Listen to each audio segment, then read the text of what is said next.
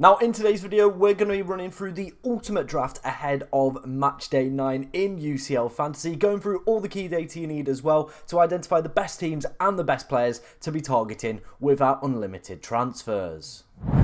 Now, before we dive into today's video, of course, if you do enjoy any of the content that you see on the channel, please be sure to like, comment, and subscribe, as we are trying to hit 12,500 subscribers by the end of the season, and it is only possible with your guys' amazing support. And of course, if you want to see more UCL content on the channel, make sure you're liking the video so I know to keep producing it. So first off, let's start off with the knockout rounds themselves, as I have had a few questions on Twitter and in the last deadline stream asking what actually happens with these two knockout rounds. So of course, ahead of the knockout phase, the playoffs, you will get unlimited transfers, so you don't have to worry about it. So the team that you had in Matchday 8, forget about it. Now you've got unlimited transfers to use just for the next two match days and just to kind of use for the knockout games. You don't have to worry about activating any chips. You've got obviously unlimited transfers just to play for these two. So if your team's in a little bit of a mess, don't worry, you now have unlimited transfers. And if you're thinking, okay, maybe I need to be a little bit more strategic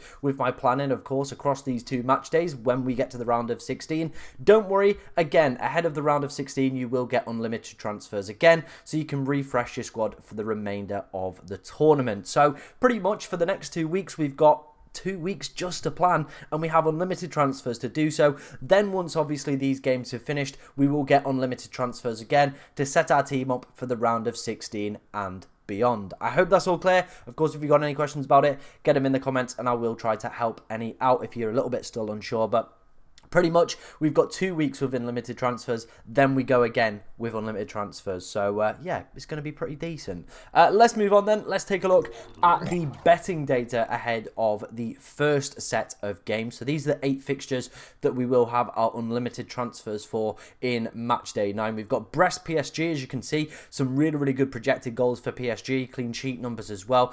Definitely a team I think we should be looking to target. The City Real Madrid game, that's going to be extremely difficult to call which way that one's going to go. Same with, I would say, a lot of these fixtures, to be honest. Monaco, Benfica, Juventus, PSV, Sporting Dortmund, you know, these are some really, really difficult fixtures that I think could potentially go either way. And as you can see from the bookmakers, they're not kind of leaning on any team kind of being a favourite in either of them.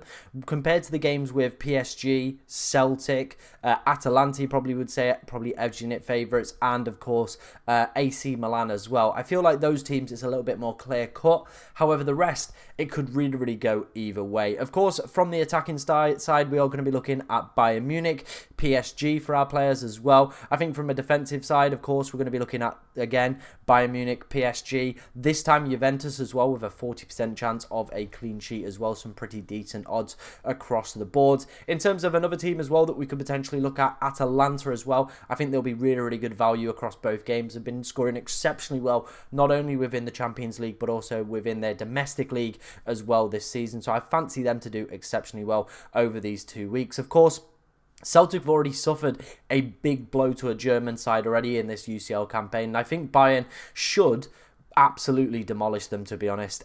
So yeah, I think we're probably going to be looking at maybe a triple up or potentially a quadruple of Bayern Munich players for these two ties for me personally. But let's go and have a look at how my side is looking. Of course, implementing the data and of course using those ultimate transfers.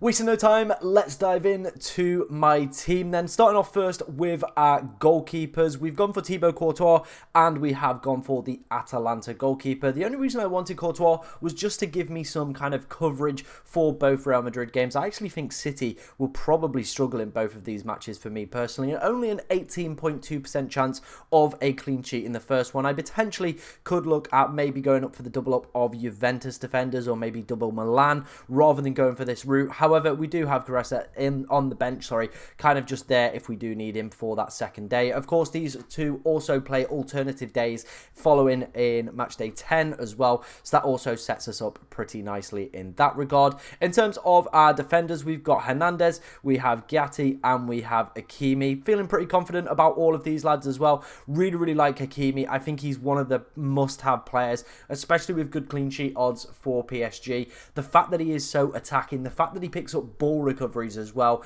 I've watched a lot of PSG games in the Champions League this season. I was heavily invested within their squad at the start. That was kind of my strategy. Didn't quite work out, but one player that was always the shining light and potentially should have even more points than he already does is, of course, going to be Hakimi. Now, Hernandez, I'm a little bit unsure about him. He doesn't really do too much in terms of ball recovery numbers, so I potentially could maybe look at other alternatives. However, we do have a pretty strong bench as well. Hein, of course, there for the Atalanta fixture. His numbers have been pretty solid across the board. One of the highest scoring players you, of course, can select for this stage. And Kim as well, a player that I've had for a few game weeks. I'm really, really confident in him.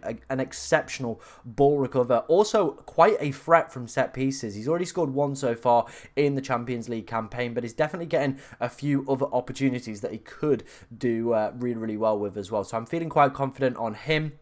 Moving into the midfield then, let's start off with Musiala and Elise. Like I said, I really, really want to attack this Bayern Munich fixture and this Celtic fixture, should I say. I think across both legs, Bayern could really, really do some damage, to be honest. Obviously, it does mean that we are in a position where we're heavily invested into Bayern Munich, but I think, you know, if Celtic were to upset the odds, of course, it would be a big shock. But I definitely think, you know, Bayern could do the damage across both legs. Both of these players are having an exceptional season as well. Same goes with the two PSG lads as well. Of course, we've got Dembele and Barcola in here. Absolutely phenomenal stuff from them in Ligue 1. Dembele in the final match day as well. I had him, got himself a hat-trick, proved why he's the big man. And realistically, this game is a game that, of course, they're going to play twice a season, every season in Ligue 1. I feel they'd be very, very comfortable with the competitor that they've already got. And they're such a dominant force in Ligue 1. I think that PSG will absolutely just roll over Brest. Of course, the strong projected goals as well from the betting markets also does fill me with quite a lot of confidence. Bellingham's in there. The past 2 match days, he's also been doing pretty well. Again, gives me that little bit of coverage from the Real Madrid side.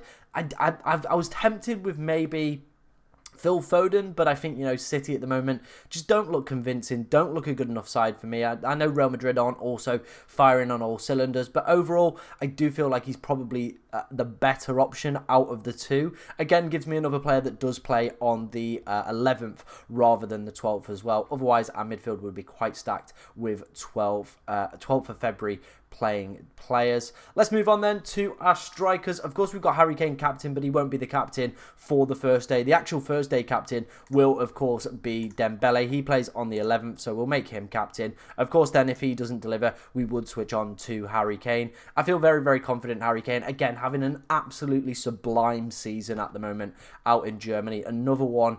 The Champions League numbers as well have been pretty steady across the board. Like I said, with the strong projected betting data as well coming up for Bayern Munich across this tie, I do really feel confident that Bayern could and should absolutely decimate Celtic as well. So I'm feeling pretty confident. Obviously gives us a great captaincy option as well, like I said, on the second day as well. And it would not surprise me when the bookmakers data does come out for projected goals and stuff like that. He will be one of the top names, if not the top name. And that is why I want Harry Kane. And that is why I feel he's probably one of the most essential picks in that forward bracket. As you can see, we don't have either Vinicius Jr. or Mbappe, and that potentially could be an issue. I think, you know, you're also missing out on somebody like Gyökeres as well, who's having a pretty stellar campaign, and I could definitely see him scoring against Dortmund, who at the moment are really, really struggling out in the Bundesliga. I know obviously they've sacked their manager and, you know, they've lost this weekend. Results just haven't really been going for them in the right direction. However, one of their shining lights